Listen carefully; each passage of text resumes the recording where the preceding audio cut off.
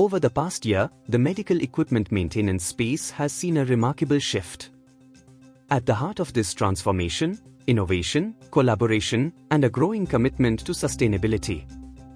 AI-powered predictive maintenance is changing the game in hospitals. With a 30% drop in unexpected equipment failures, this technology isn't just saving costs, it's improving patient outcomes by catching issues early and enabling timely interventions.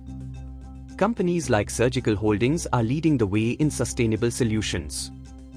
They are showcasing eco-conscious surgical solutions and making supply chains more resilient. In India, the government's 500 crore rupees MedTech scheme is a bold step towards reviving domestic manufacturing. This initiative is a huge encouragement for local players to transition from importers to full-scale producers.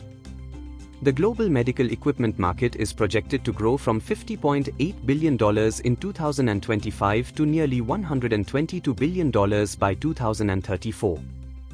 This isn't a niche anymore, it's a powerhouse industry. Startups like Uptime Health are making waves. They're bringing automation and predictive analytics into dental clinics, streamlining maintenance and procurement with impressive results.